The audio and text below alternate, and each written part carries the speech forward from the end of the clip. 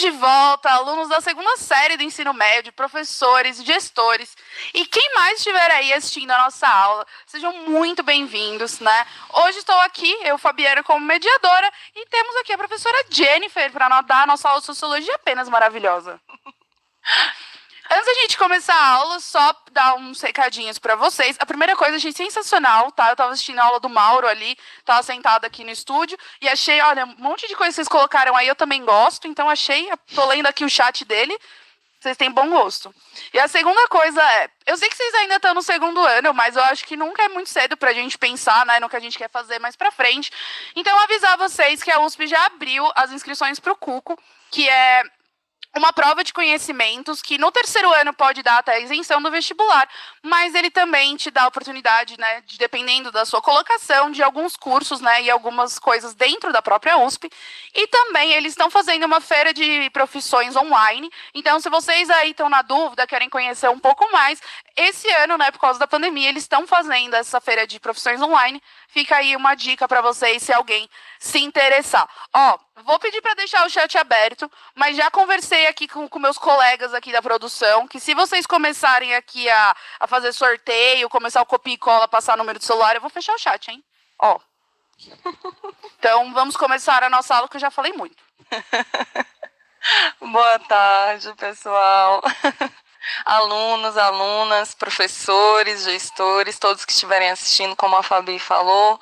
Hoje nós estamos retomando as aulas sobre cultura de massa, e hoje nós também vamos fazer uma reflexão sobre a cultura digital, de uma maneira em que a própria cultura digital, ela absorve, ela é uma esponja da cultura de massa e consegue reproduzir todas essas mídias, né, que transmitem informações e notícias, mas de uma maneira em que essa relação com a notícia não é unidirecional,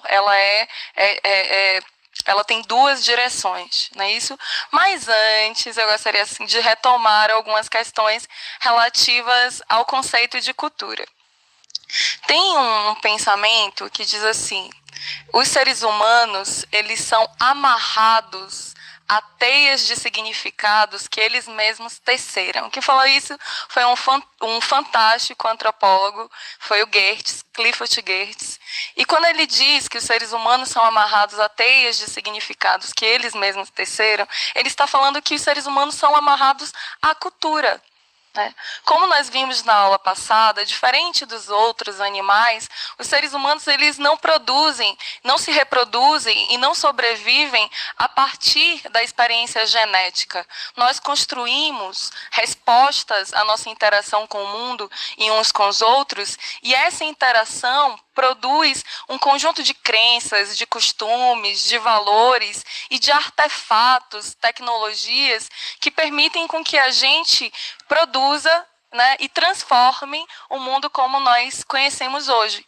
E essa transformação, ela é lenta, ela acontece de várias maneiras, em diferentes lugares, e essa diversidade, essa beleza que nós vivenciamos, né, com a pluralidade que nós encontramos no mundo, é um reflexo das diferentes histórias que produz, consequentemente, culturas que são diferentes. Mesmo no território brasileiro, com a diversidade, com essa unidade do país, das leis e de uma história comum, as peculiaridades das raízes indígenas, africanas e de várias imigrações de vários continentes do mundo produz uma diferença.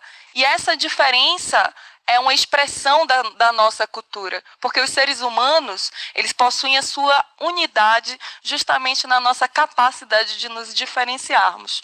Então, essa perspectiva de cultura, enquanto esse conjunto de criações que passam por várias dimensões da vida, é fundamental para a gente conseguir perceber que, assim como uma outra antropóloga muito importante, a Ruth Benedict. Como é, Fabi? O nome é Ruth? Peraí que eu vou pegar aqui daqui a pouco, viu?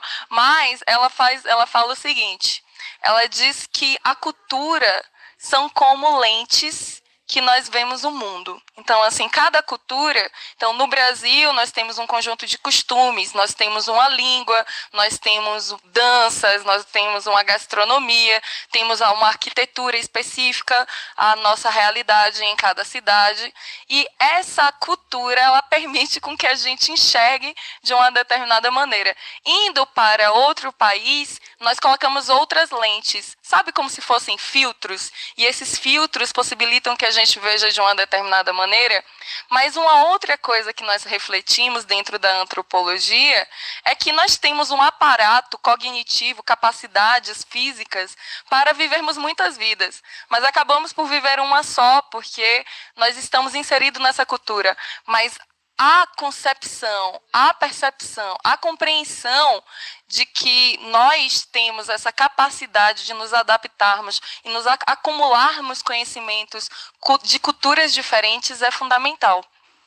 Só para deixar claro aqui, o professor Valmir, maravilhoso, valeu pela ajuda, mandou aqui que é a Ruth Benedict de O Crisântemo e as Espadas. Obrigada, exatamente. Sabe quando dá um branco? Foi o que aconteceu, mas muito obrigada. E falando em professores, em interações de alunos, etc., eu tenho recebido, eu e a Fabinho, algumas mensagens de professores, colegas, que são muito importantes, elogiando, fazendo algumas sugestões. E uma das sugestões, que uma professora fez, a Zil, ela falou assim: professora, estou gostando muito das suas aulas, você vai falar sobre patrimônio cultural? Eu falei, vou sim, gente, se eu não fosse falar, agora eu vou falar só porque você trouxe essa dimensão, porque tem tudo a ver. Então, essa questão do patrimônio cultural é um outro modo de fazer a leitura sobre a cultura que diz respeito nós temos, enquanto seres humanos, uma construção,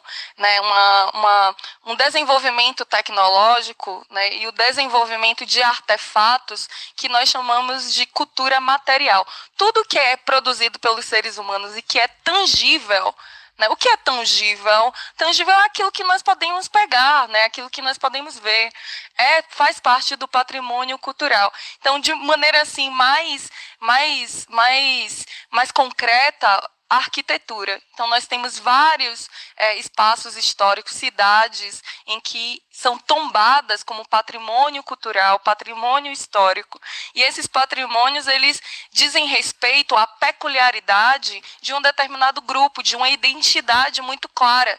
Nós temos o Pelourinho, nós temos Ouro Preto, nós temos alguns prédios aqui, como a Sé, né, como São Bento, que são construções humanas que são muito específicas e têm uma qualidade de ser identificada em qualquer lugar do mundo, pode ser reconhecida. Já o patrimônio imaterial diz respeito a uma subjetividade, porque nós, seres humanos, nós não produzimos apenas artefatos físicos, nós produzimos costumes, nós produzimos ideias, nós produzimos valores, nós interagimos em diferentes grupos, né? Então, as expressões dos povos indígenas são patrimônio imaterial, e nós tivemos uma questão no Enem em 2017 sobre o patrimônio imaterial, e ele estava falando sobre o patrimônio imaterial como um modo de fazer algo. Por exemplo, o modo de fazer o queijo de Minas. Então, o queijo, ele é material. Ele concretamente ele pode ser visto, as pessoas podem pegar e comer, mas esse modo particular de fazer algo de uma determinada maneira é considerado um patrimônio imaterial. Não é isso, Fabi? Exatamente, só já que deu aí uma folguinha, gente, eu vejo que alguns de vocês estão até participando, mas como vocês estão aqui bastante fora da aula e muita gente está pedindo para fechar o chat porque está atrapalhando, eu vou fechar, porque a gente gostaria que a aula fosse interativa do começo ao fim, mas se isso está atrapalhando... Mas não fecha agora, não. Você vai dar uma atividade agora? Vou. Tá, só que assim, eu já vou deixar avisado, acabando a atividade, a gente vai fechar o chat, né, pra vocês ficarem aí no cantinho da disciplina pensando nas ações de vocês, porque vocês estão atrapalhando o pessoal aqui que tá tentando estudar e tá muita gente reclamando que vocês não estão deixando, viu? Mas, gente, vamos lá, vamos colaborar, o que é isso? Esse é um momento de interação. Gente, mas tudo bem, vamos lá. Eu vou fazer uma pergunta para vocês. Então, Vejam bem, tenham em mente essa discussão sobre a cultura, de uma maneira em que tudo que é produzido, que não é geneticamente transmitido, é um aspecto da cultura. A cultura pode ser entendida como lentes, são artificiais, ou seja, são produções históricas e se modificam ao longo do tempo. Então, os seres humanos vivem em grupo, em sociedade, constroem a sua identidade a partir da sua história. Então, partindo desse princípio e também da compreensão que nós temos uma cultura material, uma cultura imaterial, nós produzimos tecnologias. E essas tecnologias, como nós discutimos na aula passada, que é a cultura de massa, né? E nós discutimos que a cultura de massa, ela é um produto da indústria cultural. E a indústria cultural é produto de uma análise, né, de filósofos e cientistas sociais da Escola de Frankfurt, que, na década de 40, eles refletiram sobre o impacto do capitalismo em relação à padronização do entretenimento, da indústria do entretenimento. E, nesse sentido, toda a arte ela foi apropriada como mercadoria. E isso gera uma série de modificações e hegemonizações que produz para qualquer indivíduo um determinado produto que é massificado. Então, a cultura da massa não é produzida pelas massas, mas é produzido para as massas. Né? E essas massas, elas recebem um tipo de propaganda, um incentivo ao consumo, há uma certa produção sobre a música, ela fica direcionada, como falamos na aula passada também, para a indústria, para o mercado. Então, vários artistas, eles ficam fora desse cenário de visibilidade, porque a prioridade é a perspectiva da venda, né, do comércio, da comercialização. Eu acho que a gente deu até um exemplo disso na aula anterior, mas a gente pode reforçar, né, quando eu comentei sobre o Kiko Loureiro, que ele é um guitarrista, ele era o guitarrista do Angra, né, agora tá no Megadeth, mas quando ele gravava o CD do Angra, né, que é comercial, por mais que assim, não é o que é popular e toca nas rádios, mas ele é comercial dentro de um nicho, né, então, por exemplo, a produção tinha toda ali, dava pitaco do que tinha melhorar, o que não tinha. E quando ele foi fazer o CD dele de música solo, né, que ele foi fazer um CD de guitarra, um CD instrumental, ele fez esse CD junto com os produtores do Angra, só que ele falou, olha, você sabe que é um CD de música autoral, música instrumental, não é para vender, então eu nem vou te falar o que você tem que fazer ou não, você toca a sua música do jeito que você quiser, porque você já sabe que não é algo que vai como mercadoria. Né? Então a gente também tem que pensar que existe sim uma parte da cultura que ela é mercadológica e ela é feita daquela maneira. Então não adianta a gente falar que todo artista tem uma liberdade individual gigantesca, porque ele tem que também entrar ali nos acordos. Tanto que algumas músicas, né, a gente está dando exemplo de música, mas isso se estende a outras coisas. Mas, por exemplo, música.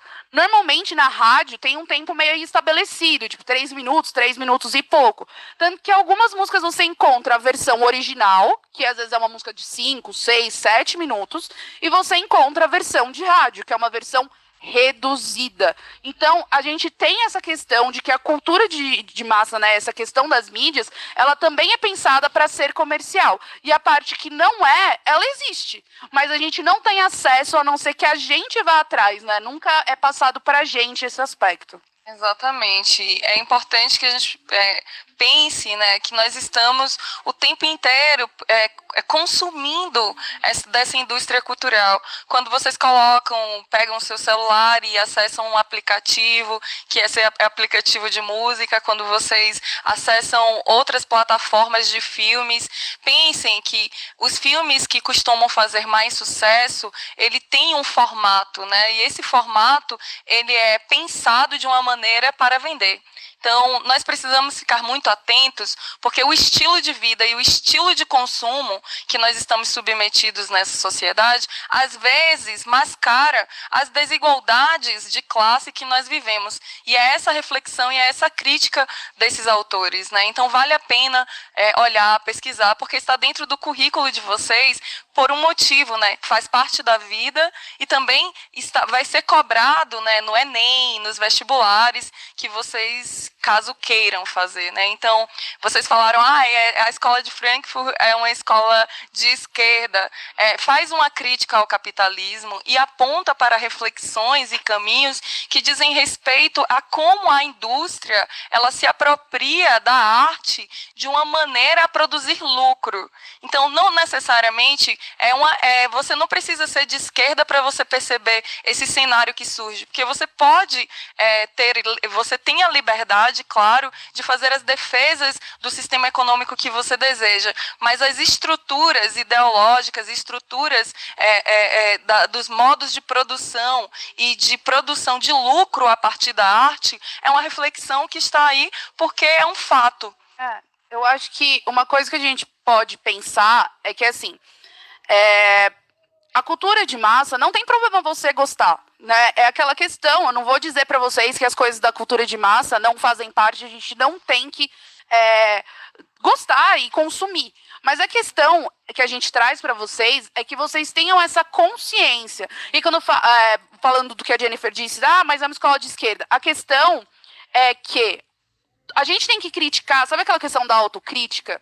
É a mesma coisa. Quando a gente gosta de algo, não quer dizer que a gente não deva criticar, né? Ter essa ideia crítica, né? Ninguém está dizendo que tudo deveria ser veiculado, nem nada do tipo. Mas como é feita essa peneira? Né? Quais são os critérios que colocam algo como comercial ou não comercial? Será que existe ali um fundamento, né, para que todo mundo fique igual? Será que existe ali alguma intenção por trás?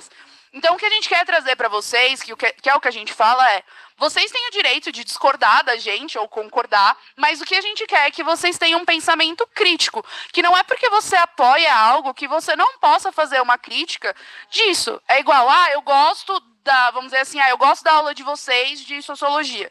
Isso não quer dizer que você não possa vir aqui e fazer uma crítica de, a aula de hoje, ela não foi assim, não achei tão interessante o tema. Não entendi, você falou rápido. A questão a gente tem que parar com essa ideia de que a partir do momento que a gente gosta e defende algo, a gente não pode fazer uma crítica a isso.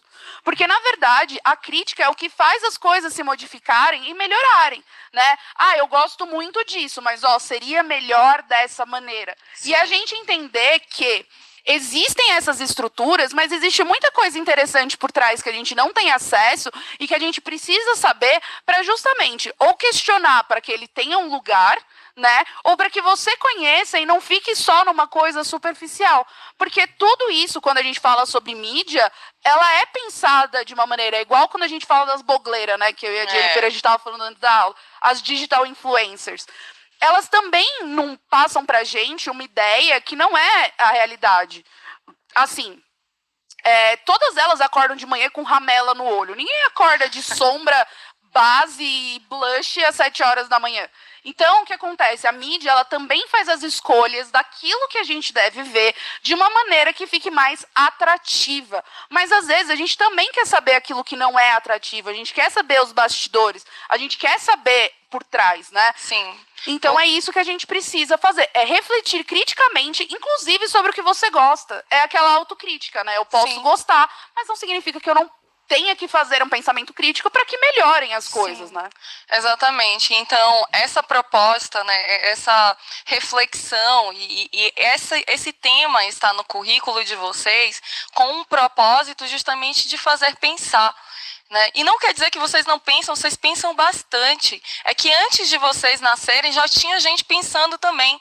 E essas pessoas que estavam pensando, refletindo, criticando, existe um universo de pessoas que estão refletindo sobre as transformações dos meios de comunicação, estão refletindo sobre a cultura de massa, né, que é essa cultura produzida que tem a comunicação de massa. E a comunicação de massa, gente, revoluciona as maneiras das pessoas, o acesso à informação.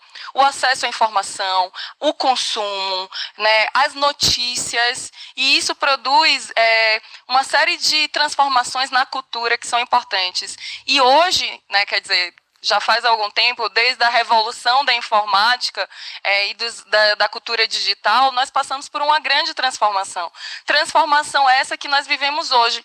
Devido à necessidade de isolamento social, nós estamos tendo aula no centro de mídias. E a pergunta que eu quero fazer é: nós estamos nessa modalidade de aula através do aplicativo chamado Centro de Mídias.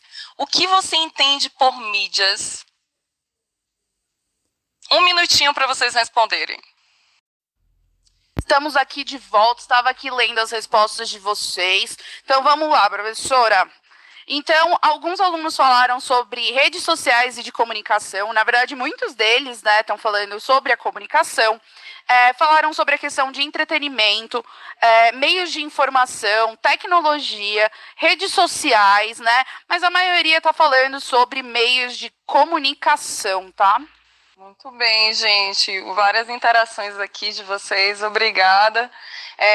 Com a interação de vocês, nós conseguimos fazer uma aula mais dinâmica e nós conseguimos tirar algumas dúvidas. Então, é importante, sim, que vocês estejam interagindo, mas tentem falar sobre o tema, tentem fazer perguntas, né? É importante. Gente, mídias, eu vou colocar aqui uma definição para vocês. É entendido por mídias todo meio ou suporte de difusão de informação, que é um meio intermediário de expressão capaz de transmitir uma mensagem.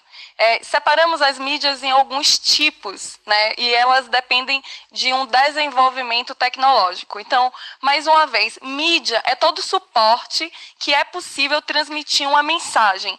O jornal, a gente consegue ler alguma mensagem? Então, é uma mídia. O rádio transmite alguma mensagem? É uma mídia. A televisão, o cinema, os computadores, celulares, tablets, mídias sociais e o próprio livro, que é uma mídia que é extremamente, historicamente, a mais antiga, né?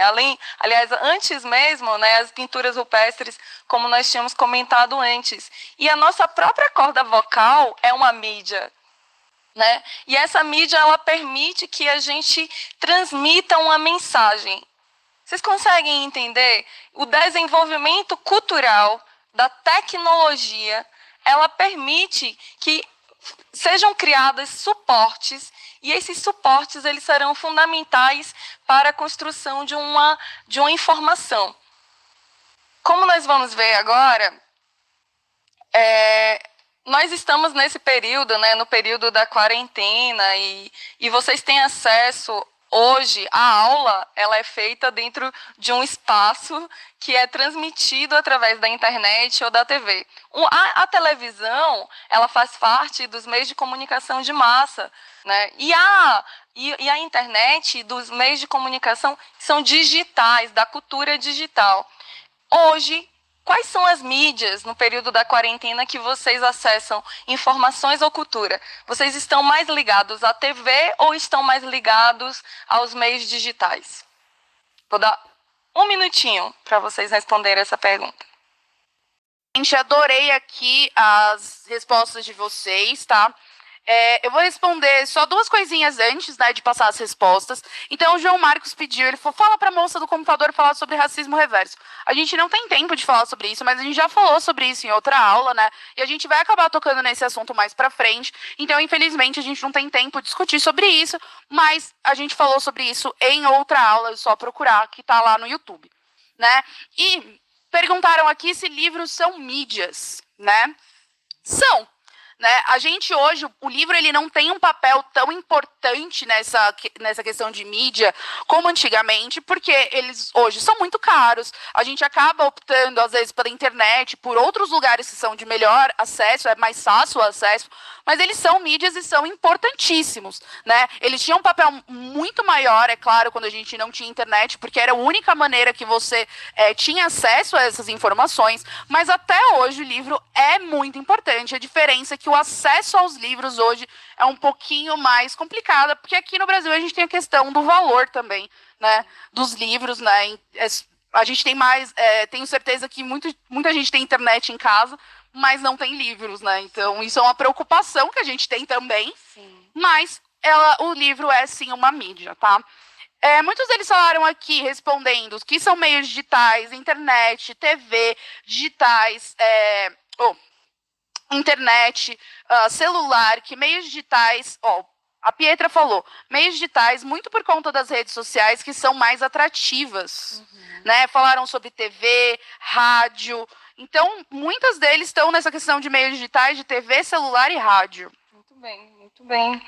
É exatamente isso. O importante nesse processo é que nós estamos construindo uma reflexão sobre os meios de comunicação, relacionando a cultura dentro de uma maneira ampla, né? De que cultura é tudo que nós produzimos enquanto seres humanos dentro de uma sociedade, e falando sobre os desenvolvimentos tecnológicos. Todos os desenvolvimentos tecnológicos são produtos da cultura da sua época e do seu território específico. Mas hoje, aliás, desde as mídias digitais,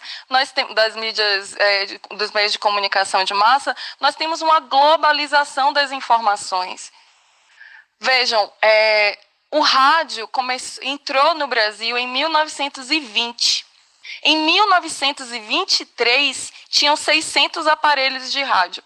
Veja como era restrito o acesso à informação mais ampla sobre o mundo, sobre as diferentes regiões do Brasil.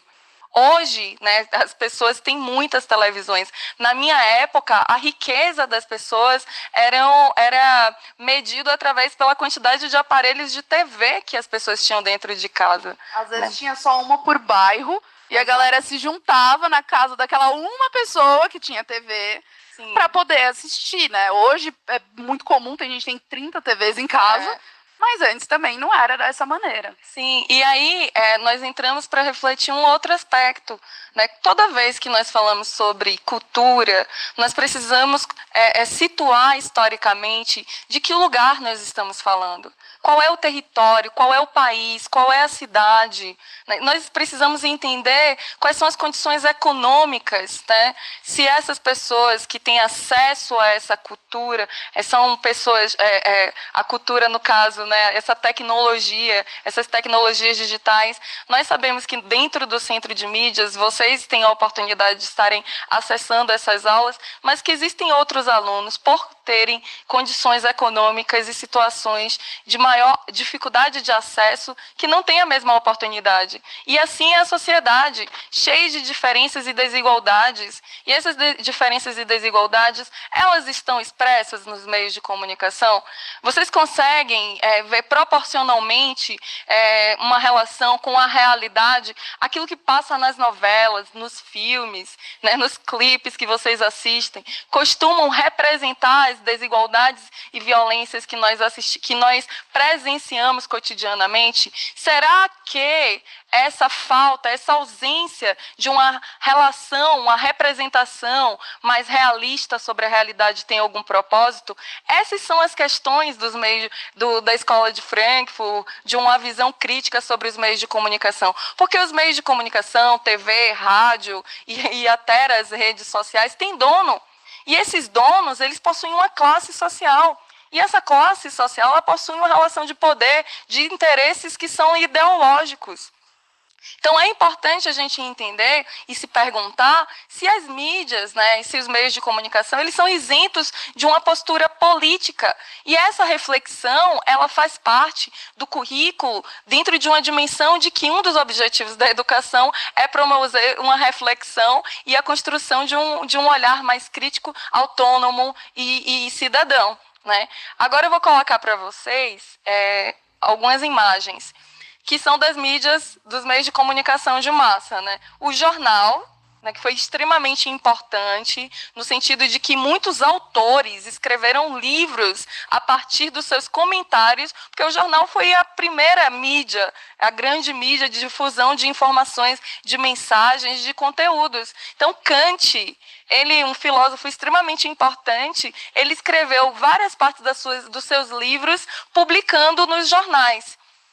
A TV é esse meio de comunicação de massa que entrou assim, com toda a força. E dentro é uma expressão, é um eletrodoméstico, é um bem material, é uma mercadoria, é uma mídia que produz informações, notícias, extremamente importante para nos mantermos atualizados, mas também é uma mídia que produz propaganda. E, assim, todos esses meios de comunicação de massa, inclusive as redes sociais, o que eles ganham dinheiro dentro do sistema capitalista é com a propaganda. Rádio, jornal, televisão, Facebook, Instagram, YouTube, todos esses cenários, eles são propícios para o mercado, para o sistema capitalista lucrar com a apresentação e a sedução sobre os produtos dentro da nossa sociedade. A cultura digital, ela entra nesse cenário e ela tem uma propriedade, né, que é muito importante, que é assim, gente, os computadores, eles começam a surgir, eles são produtos, né, de uma tecnologia de guerra, né, mas eles começam a entrar na casa, nas residências, dentro dos ambientes domésticos a partir da década de 90, com o surgimento da internet, fundamentalmente. E o que é a internet? É uma grande rede global que conecta pessoas e informações, produzindo a diminuição das distâncias e a velocidade das informações. Nós precisamos ter bem claro que a internet é o desenvolvimento de uma tecnologia dentro da cultura, da indústria cultural que nós vivemos, que os computadores, os celulares, as redes sociais também são parte da cultura e elas são expressões, né, do sistema capitalista que nós vivemos, né? Então, a cultura digital é essa cultura que surge a partir do uso do espaço da internet como meios de comunicação, nos sites, nos blogs. Nós somos do tempo em que nós entramos no Orkut, né? O Orkut, vocês nem tinham nascido ainda quando terminou o Orkut, né? Mas é uma rede social que permite trocas de grupos, de pessoas, né? Que foi muito importante.